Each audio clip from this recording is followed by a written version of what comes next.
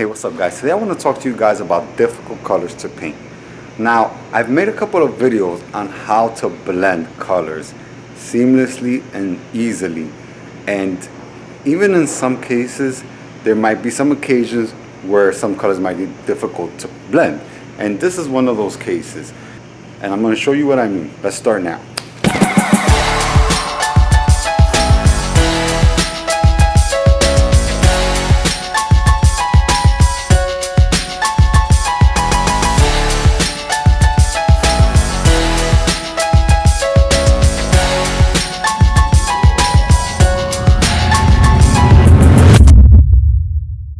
Okay, so I don't know if the camera is going to catch this, but I hope it does.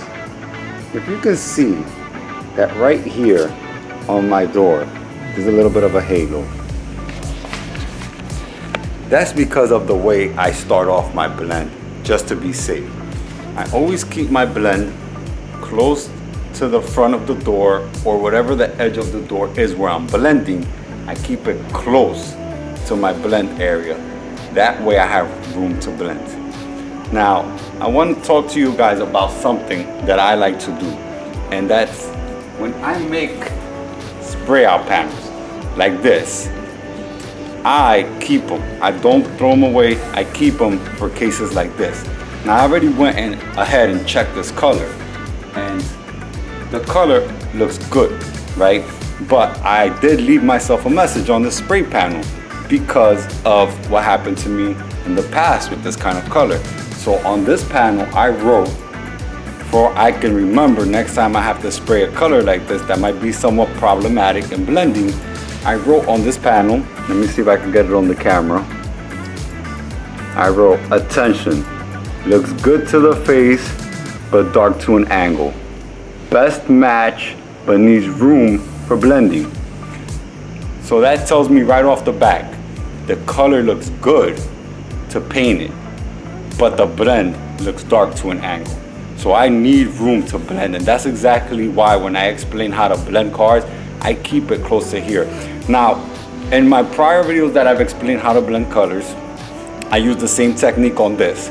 I just do an extra step because of the difficulty of this color and blending, because this is a weird occasion that when you're blending, for some reason, it looks good when you're looking at it from the front. That means when you're looking at the panel like this, straight like this in the front, it'll look good to the eye. But then when you step away, like let's say I'm walking away, and this is how I noticed it.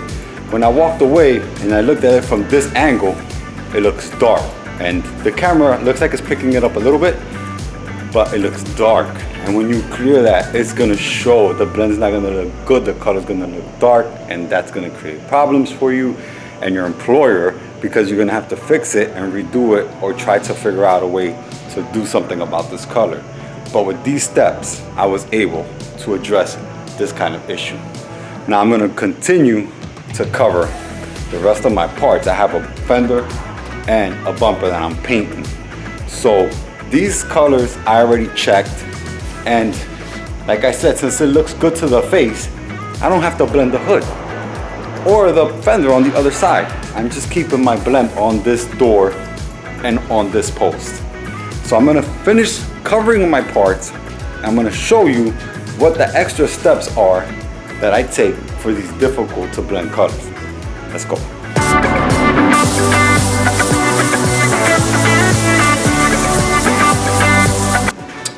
Okay, so all my parts are covered, and the reason I finished covering my parts first is because of these next couple of steps that I'm gonna take. So what I'm gonna do now, and in case you guys wanna check it out, I have some videos on how to blend specifically metallics and how to blend in general. So if you guys wanna check that out, I'll leave a link up here somewhere for you guys to check it out, and I'll leave it at the end of the video. But in a case like this, I do an extra step because of the difficulty of this color. Now, when I first started putting color on this, I always start blending any silvers with my wet bed. I apply my wet bed, then I start my blend. Now, I got 2 coats on the edge of my door, and I'm gonna apply a second coat of the wet bed, just because of the difficulty of blending this color.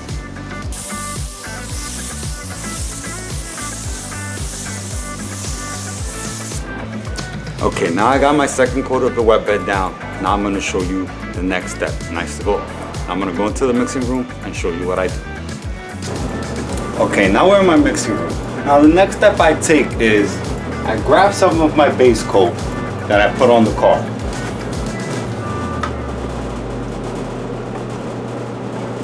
Now I'm pouring out a little bit because I don't need this much to do the blend. I don't want to waste paint in case I need some. Okay. Now I got enough paint to do the blend. My next step is I'm actually going to pour in some of the wet bed liquid or some of the wet bed base coat that's used to apply the wet bed into my base coat. This is gonna allow me to get a smoother transitioning blend into the rest of my door.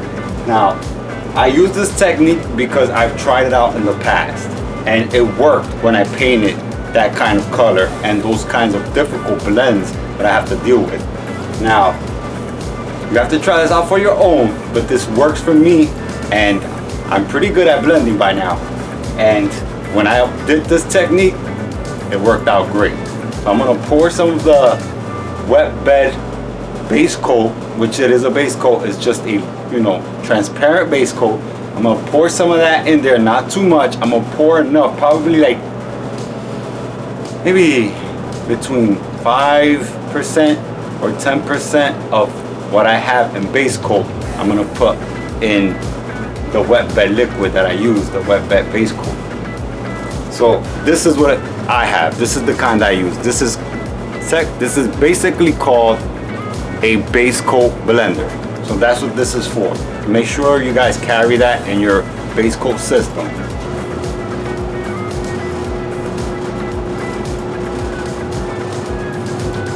That should be enough. And I'm actually gonna check it as I'm base coating it just in case. And like always, I'm gonna try to keep my blend within the front area of my blend panel. Always keep it as close to the front of your panel as you can. Now, I left myself that message that I needed room to blend in case I have to do a little bit of extra blending to lose the blend and make sure it seamlessly blends into this panel. So keep that in mind. And always when blending, remember to flare out your gun and do a couple of different angles.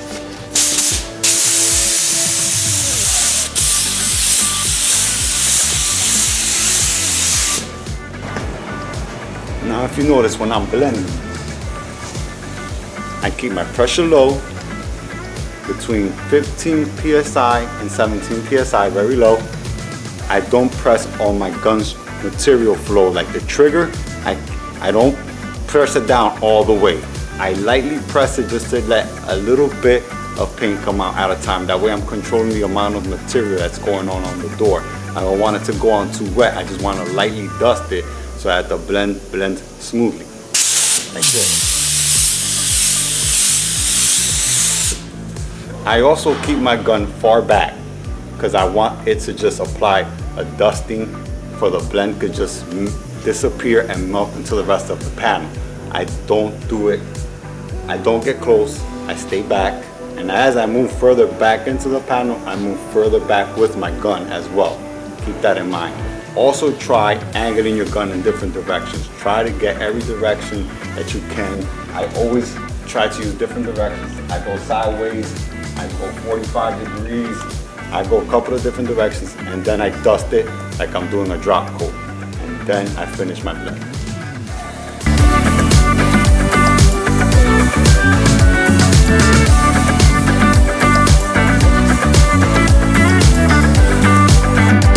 Now, when you're done blending it, step back, take a look, and make sure your blend looks good.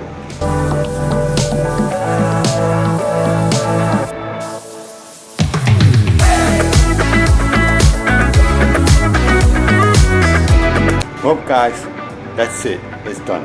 The blend looks pretty good, and I'm good with the way things came out. Now, I want to end this video by clarifying something.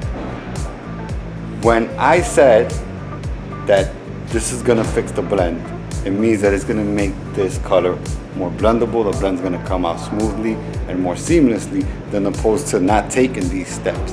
It's not gonna change the fact that the color looks dark to an angle.